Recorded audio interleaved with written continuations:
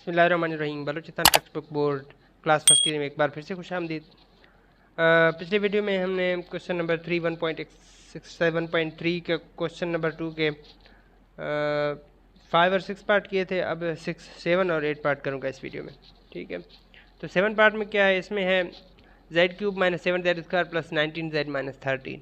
ठीक है, तो इसमें फर्स्ट तो सेम वही प्रोसेस है जिस तरह हमने पिछली वीडियो में किया था कि ये जो लास्ट नंबर है इसको लेके फर्स्ट जो हमारे पास क्यूबिक नंबर है उसको कोएफिशिएंट से डिवाइड करना होगा। फिर इससे हमें मालूम हो जाएगा कि हमारे पास इसमें से फैक्टर कौन सा है।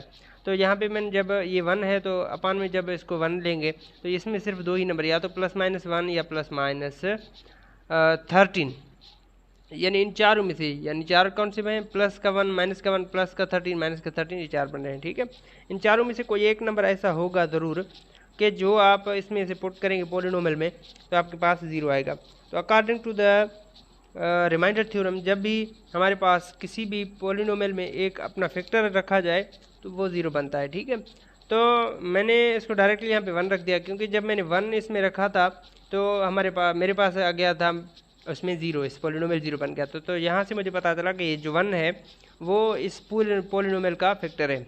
तो इसको मैं क्या करूँगा, तो सेकंड स्टेप क्या होगा कि ये जो फैक्टर आपके पास है उसको एक लाइन लगा के यहाँ पे ऐसे यहाँ पे रखना होगा, और ये जो अंदर है तमाम वो सिर्फ इस पॉलिनोमियल के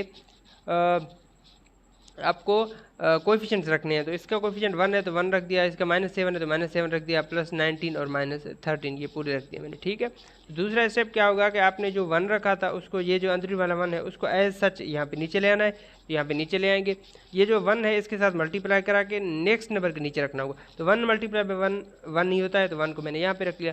इन दोनों को हमने ऐड कराना होगा, तो -7 + 1 हो जाएगा, तो ये बन जाएगा -6। तो ये भी -6 होगा, तो इसको इस नंबर के साथ मल्टीप्लाई कराना होगा और इसका जो आंसर होगा वो नेक्स्ट नंबर के नीचे रखना होगा। ठीक है, तो 1 × 6 तो -6 बन रहे हैं, तो -6 को नेक्स्ट नंबर के नीचे रख दिया, -6 बन रहा है। ठीक है, तो ये इन दोनों का ऐड करना होगा, प्लस का 19 अब माइनस का 6, तो अब इसको ऐड करेंगे तो जो फिर से माइनस का ही प्रोसेस इस्तेमाल होगा, तो प्लस का 13 बन जाएगा। ठीक है, अब इस 13 को इस -1 के साथ मल्टीप्लाई करना, 1 के साथ सॉरी मल्टीप्लाई करना होगा, तो 13 बन रहा 13, तो प्लस का 13 माइनस का 13 ये 1 बन गया। ठीक है, तो ये जो है ना कोएफिशिएंट बन गए। ये कोएफिशिएंट दरअसल हमारे पास क्वाड्रेटिक इक्वेशन के कोएफिशिएंट्स है। हमने यहाँ इसकी अरेंजमेंट कुछ इस तरह करनी है कोएफिशिएंट्स के साथ कि इसके साथ क्या आ जाए, इसके साथ कोई क्वाड्रेटिक इक्वेशन आ जाए, यानी इसका जो अरेंजमेंट हो वो क्वाड्रेटिक इक्वेशन की तरह हो।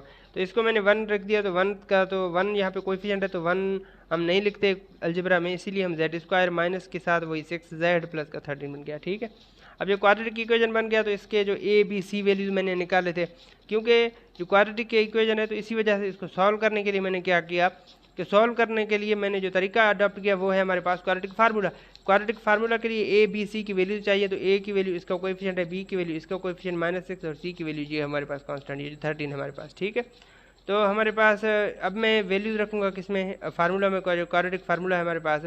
तो क्वाड्रेटिक फार्मूला हमारे पास होता है -b + -√b² - 4ac/2a होता है।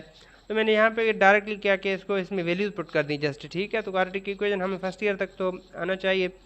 तो माइनस तो फार्मूले वाला ये था 6, ये इस माइनस वाला प्लस माइनस अंडर रूट वही वाला लिखेंगे 6 का और स्क्वायर 36 है, माइनस b का स्क्वायर होता है ना, तो यहाँ पे 6 का और स्क्वायर 36 यहाँ पे रख दिया। ठीक है, -4ac 4 फार्मूले वाला, a यहाँ पे 1 है, c इसके पास 13। तो यहाँ पे मैं फर्दर इसको रिड्यूस करूँगा, ये तो माइनस माइनस ये बन जाएगा प्लस, प्लस माइनस ये सेम होते हैं, तो रूट में बन जाएगा 36 वही वाला है, तो 4 13 तो 52 ये बन गया, /2 ये हो गया। ठीक है, ये हमारे पास होगा 6 + -√16 /2 माइनस का 16, तो माइनस का 16 हो गया, इसको हमने आयोटा के फॉर्म में तब्दील कराना होगा, क्योंकि माइनस का 16 हमें नहीं रखना होता, हमने आयोटा के फॉर्म में इसको तब्दील कराना होता है। ठीक है, तो 6 है, तो माइनस का 16 जब हमारे पास आता है ना, तो अंदर माइनस का 16 तो हम क्या करते हैं √16 करते हैं, इसको मल्टीप्लाई बाय √-1 करते हैं, -1 की जगह पे आयोटा लिखते हैं, क्योंकि इसकी वैल्यू आयोटा होती है, तो ये 4 आयोटा की जगह पे हो गया ना, तो इसीलिए मैंने यहाँ पे 4 आयोटा लिख दिया। ठीक है, तो 4 आयोटा/2।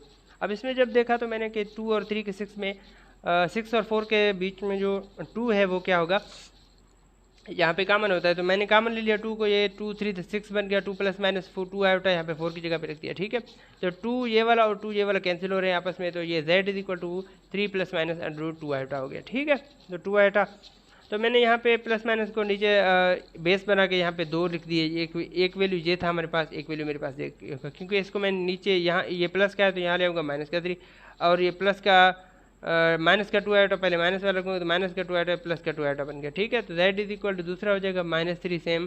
तो ये ठीक है, यहाँ पे मैंने अब यहाँ पे प्लस का लिया तो प्लस का अब इधर लाएंगे तो माइनस का 2 आया। ठीक है, ये हमारे पास फैक्टर बन गए। तो इन तमाम फैक्टर्स को जो अब इकट्ठा रखूँगा तो z-1, तो -1 वाला ये यहाँ से जब मैंने यहाँ पे मैंने किया ना तो z is equal to 1, z को यहाँ पे ले आया तो -1, ये भी हम फैक्टर में इंक्लूड करते हैं। तो इसी वजह से हमने z-1 और ये दोनों तो यही सेम है जो मैंने यहाँ पे लिए थे। ठीक है, ये था हमारे पास क्वेश्चन नंबर 7। उसके बाद मेरे पास क्वेश्चन नंबर 8 है। तो 8 भी उसी तरीके से सेम वही प्रोसेस इस्तेमाल होगा यहाँ पे।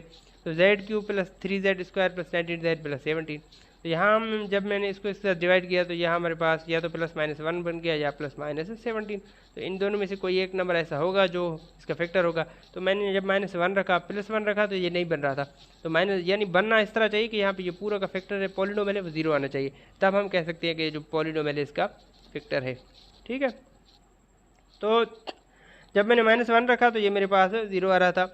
तो मैंने यहाँ से इस चीज़ को नोटिस किया कि ये जो हमारे पास ये फैक्टर है, फैक्टर को यहाँ रखेंगे, ये पूरा का लाइन लगाएंगे, अंदर क्या रखेंगे वो तमाम हमारे पास कोएफिशिएंट है वो रखेंगे, 1, 3, 19 + 17 यहाँ पे मैंने रख दिया। अब फर्स्ट हमारे पास स्टेप ये है कि इसको हम नीचे उसी तरह लेंगे एज सच 1 लिख दिया। अब 1 को इस फैक्टर के साथ मल्टीप्लाई कराना होगा, 1 × 1, जो मल्टीप्लाई से रिजल्ट आएगा वो नेक्स्ट नंबर के नीचे रखते हैं। तो 1 × -1, 1 × -1, तो ये -1 आया था, -1 को नेक्स्ट नंबर के नीचे रख दिया। प्लस का 3 - 1 ये तो 2 हो जाएगा। ठीक है, 19 - 2 17 बन गया। ठीक है, सॉरी तो 3 - 2 यहाँ पे 2 बन गया। अब ये 2 हैगा, 2 इसी नंबर के साथ पहले मल्टीप्लाई कराना होगा, तो 1 × -2 ये तो बन जाएगा -2। इनको फिर ऐड करना होगा, नेक्स्ट नंबर के नीचे रख दिया। तो प्लस का 19 माइनस का ये तो 17 बन जाएगा, तो 17 यहाँ पे हमने सेम रख दिया। तो 17 को फिर से इसी फैक्टर के साथ मल्टीप्लाई कराना होगा और उसका रिजल्ट नेक्स्ट नंबर के नीचे रखना होगा। तो 17 × -1 -17, ये प्लस का 17 - 17 0 बन गया। ठीक है, तो ये था हमारे पास। तो ये जो हमारे पास बन गई जो कोएफिशिएंट्स है क्वाड्रेटिक इक्वेशन के, यानी इसकी अरेंजमेंट कुछ इस तरह करनी है कि हमारे पास क्वाड्रेटिक इक्वेशन ऑब्टेन हो। तो 1 कोएफिशिएंट है, इसी वजह से z² लिख दिया, 2 के साथ z + 17 यहाँ हो गया इक्वल टू 0। ठीक है, अब ए बी सी जिस तरह वैल्यूज़ मैं इसमें लूँगा, क्योंकि a = 1, b = 2 एंड c = 17, ये तमाम हो गया। ठीक है, तो अब क्या करेंगे, हम इसमें फार्मूला अप्लाई करेंगे। कौन सा फार्मूला? क्वाड्रेटिक इक्वेशन का फार्मूला, क्योंकि यहाँ पर पास जो ऊपर है इक्वेशन मिला हुआ है क्वाड्रेटिक इक्वेशन है, इसको सॉल्व करने के लिए हम क्वाड्रेटिक फार्मूला लेंगे। ठीक है, क्वाड्रेटिक फार्मूला लिया, प्लस यहाँ पे माइनस भी है तो माइनस भी यहाँ पे प्लस माइनस अंडर रूट मैंने ये लिया b² यानी 2 का स्क्वायर 4 - 4ac, 4 ये वाला है, a ये 1 और c 17 है, अपॉन 2 ये वाला हो गया। ठीक है, -2 ये हो गया, प्लस माइनस अंडर रूट 4 है तो -4 मल्टीप्लाई बाई ये 64 बन गया, 68 बन गया, सॉरी ये 68 है तो प्लस का 60 माइनस का 68 प्लस का 4 तो ये माइनस का 64 बन गया। ठीक है, माइनस का 64 मैंने यहाँ लिख दिया। अब 64 को 2 आयोटा के फॉर्म में मैंने तब्दील करूँगा, आयोटा के फॉर्म में, सॉरी। तो ये हमारे पास -2 सेम वाला होगा। अब 64 को जब आयोटा के फॉर्म में तब्दील करना होगा तो ये 8 आयोटा बन जाएगा, प्लस माइनस 8 आयोटा। अब यहाँ इसको देखेंगे तो हमारे पास 2 कॉमन निकल रहा है, तो 2 कॉमन निकला तो ये -1 प्लस माइनस 8 की जगह पे 4 आयोटा लिखा है। ठीक है, अब 2 ये वाला है, -2 ये वाला, ये सेम बन गया। ठीक है, तो यहाँ पे ये बन गया z + -4 आयोटा। अब इसमें से एक तो यहाँ पे प्लस माइनस इसको अब नीचे यहाँ इसको यहाँ पे ले आएंगे और इसको यहाँ पे लेंगे। ठीक है, यानी इसको सिर्फ शिफ्ट कराना होगा हमने बारी बारी। तो ये हम लेट सपोज यहाँ हमने लिया था z = लेट सपोज यहाँ हमने इसको यहाँ पे इस तरह लिया था हमने z = -1, यहाँ पे -1 तो प्लस यहाँ पे आया था। ठीक है, तो यहाँ हमारे पास -4 आयोटा ये हमने लिया था, और यहाँ हमने लिया था z = -1 और +4 आयोटा। जब हमने इसको नीचे लाया तो हमारे पास ये बन गया, सॉरी यहाँ पे हमने शिफ्ट किया तो ये हमारे पास ये बन गया, और इसको जब हमने यहाँ शिफ्ट किया तो हमारे पास ये बन गया। ये दो हमारे पास फैक्टर है, ये हमारे पास पहला फैक्टर है, दूसरा ये तीसरा। अब 3 फैक्टर क्यों निकल रहे हैं, ये बात हमारे पास काबिल गौर है। तो यहाँ हमारे पास 3 इसलिए निकल रहे हैं क्योंकि हमारे पास जो पॉलिनोमियल गिवन है z³ + 3z² - 19 + z, तो हमें पता है कि जब भी हमारे पास पॉलिनोमियल गिवन हो तो उसमें सोल्यूशन उतने होंगे जितनी उसकी हायर डिग्री ऑफ पॉलिनोमियल होगी। तो यहाँ हमारे पास डिग्री है वो 3 है, इसी वजह से जो हमारे पास फैक्टर्स निकल रहे हैं दरअसल वो फैक्टर उसके सोल्यूशन हुए, क्योंकि वो फैक्टर है, उसके फैक्टर को अब अपने पॉलिनोमियल में रखेंगे तो वो उसके सोल्यूशंस होंगे।